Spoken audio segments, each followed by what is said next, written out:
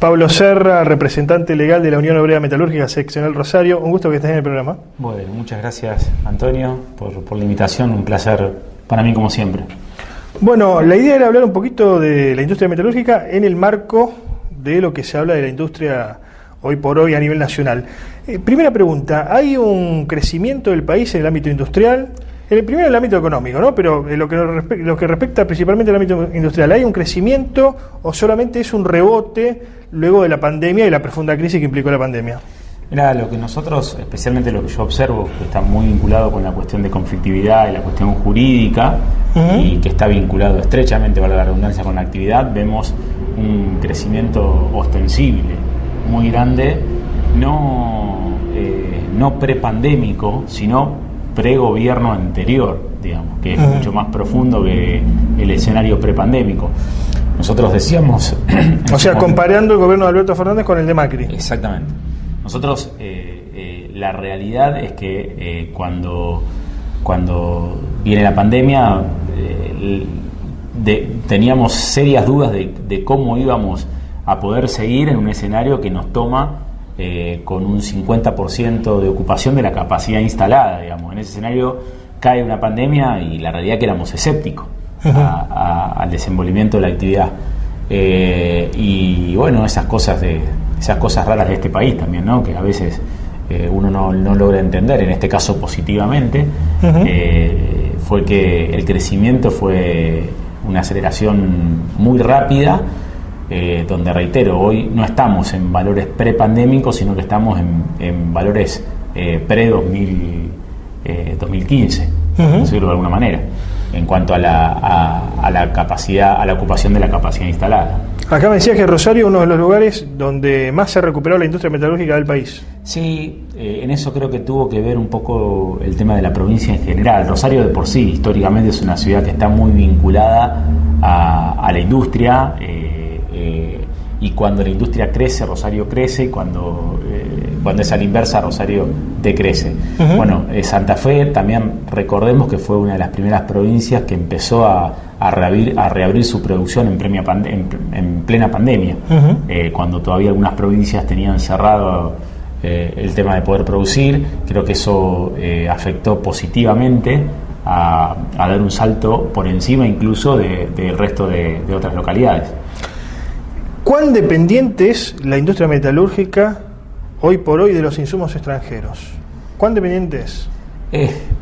En parte lo sigue siendo. Uno aspira también, como argentino, ¿no?, a cada día ser un poco menos dependiente. Siempre tenemos que hacer una diferenciación, porque nosotros históricamente...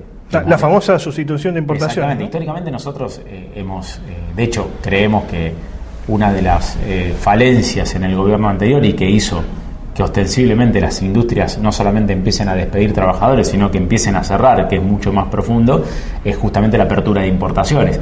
El tema es que hay que saber qué importaciones se abren y qué no. No es lo mismo importar bienes de capital que importar bienes de consumo, digamos. Uno, para poder generar un producto y para poder desarrollarlo, obviamente todavía nosotros no tenemos una actividad plena de desarrollo industrial, estamos en un proceso de desarrollo. Para eso se necesitan insumos intermedios para poder seguir produciendo. En realidad la Argentina nunca salió de la industria liviana, digamos, ¿no? Nunca pudimos hacer la transición a la industria pesada. En algunos productos sí. El problema es que Argentina nunca históricamente pudo llevar adelante un plan de gobierno de más de 20 años. Claro. Sea para un lado o para el otro. Bueno, aquí uno de los argumentos de los empresarios es, además de que tenemos, diría Marx, poco ejército de reserva, ¿no?, hablando en términos marxistas, poca mano de obra disponible, pues siempre tuvo un problema de déficit poblacional del país. Después te dice salarios altos. En la Argentina se pagan salarios altos. ¿Este es un problema o no?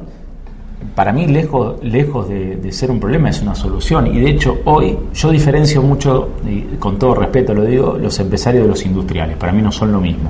No es lo mismo. No, eso lo discuto con 20 años de experiencia, digamos. Con todo respeto, no tengo ningún problema ni con los empresarios, ni con los industriales, ni con nadie. Pero la realidad es que, la verdad es que para ser industrial hay que tener un valor agregado. No es solamente, no podemos comparar un empresario con un industrial. Más allá de las vicisitudes que tiene este país para todo, para los trabajadores, para el industrial y para los empresarios, el apostar a un proceso industrial implica una valentía enorme en este país. Ponerse la camiseta. Y aparte, recordemos que, a ver, una cosa es vender un producto que uno compra y vende, y otra cosa es desarrollarlo al producto. O sea, tener una idea, plasmarlo, ponerlo en práctica y después venderlo. O sea, aparte de ser industrial, tiene que ser empresario también, digamos, porque tiene que tener la capacidad para venderlo. Pero y capacitar al personal. Totalmente. Bueno, casi todo es personal especializado. En ese escenario, lejos de hacerle un mimo a los industriales, pero estoy tirando algo sobre la mesa que hay que valorarlo. En ese escenario, en un país donde, reitero, nos cuesta llevar una línea de gobierno, aún la que me disgusta a mí, yo en esto no estoy discutiendo, no estoy haciendo un juicio de valor, estoy siendo descriptivo. Nunca podemos llevar 20 años con una línea de gobierno, la que me gusta y la que no me gusta, pero no. O sea, vamos 4 años para un lado, después vamos 4 años para el otro, después vamos 5 años para el otro lado. El famoso péndulo. Es muy complicado, y yo creo que en ese escenario, yo sin ser economista, lo que veo, y que de hecho están a las claras, es que es muy difícil que resolvamos problemas básicos, como en el caso, creo yo que el problema mayor que tiene la Argentina en los últimos 40, 50 años, que es la inflación. Digamos. Bueno, ahora con Vaca Muerta, que vos hablás con algunos empresarios y te dicen que puede activar a fin de año, otros a principio del año que viene, dejaríamos de ser agrodependiente, y no lo digo en el mal sentido, ¿no? Pero hasta ahora era como que las leyes le impone el agro porque los dólares vienen por el agro. Ahora con Vaca Muerta, ¿podemos tener un desarrollo bifronte, digamos, y donde la industria allí juega un papel importante? Yo creo que esto lo digo más allá de la funcionalidad que vengo en esta mesa a hablar, como representante de la OLO, lo digo como argentino. Depende de con qué soberanía se quiera explotar Vaca Muerta, porque uno puede tener todos los recursos naturales argentinos, pero si los recursos naturales están en manos extranjeras, vamos a seguir siendo dependientes toda la vida.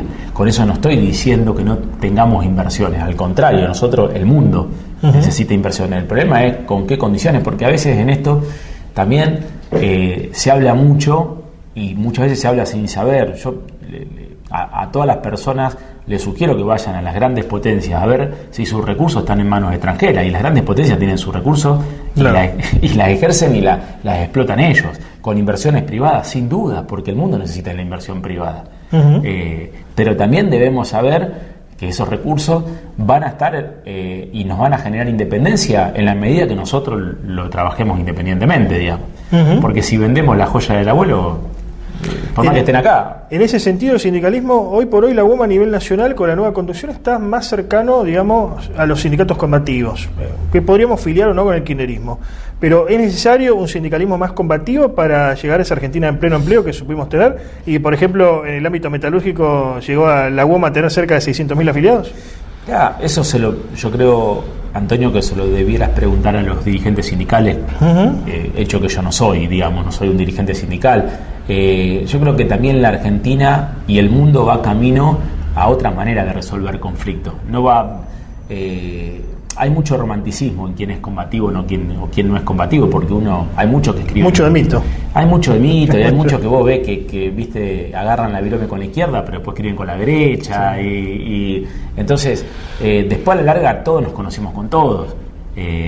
Yo creo que yo me inclino más allá de lo combativo o lo no combativo, me inclino más a resolver los conflictos sin tener conflicto, o tratar de evitarlo para llegar al conflicto. Obviamente que hay pujas de intereses, sin duda. Es más, el otro día hablaba con un colega tuyo, yo creo que en el escenario, hablo de la actividad industrial, no hablo de otras actividades, pero este es un escenario muy propicio a tener otro tipo de conflicto, como son la puja salarial.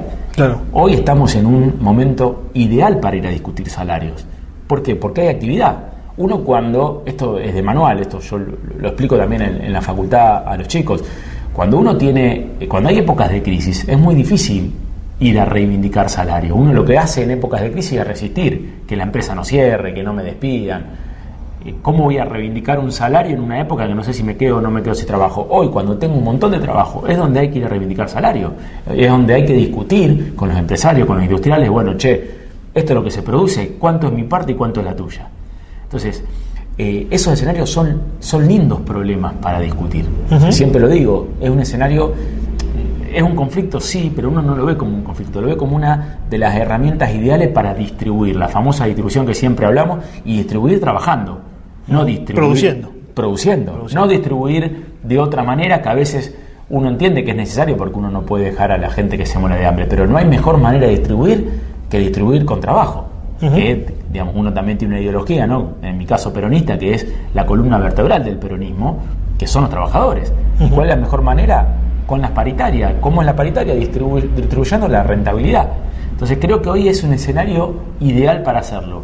Después, si para eso se necesita conflicto o ser combativo, no lo sé. Yo creo que también hay una gran maduración de parte, tanto de los sindicatos como de los propios empresarios. También veo cierta maduración. Hoy, sin ir más lejos, los mismos industriales saben que cuesta conseguir mano de obra calificada y saben que si no se paga bien, los trabajadores calificados no te trabajan. Queda claro. Pablo Serra, muchas gracias.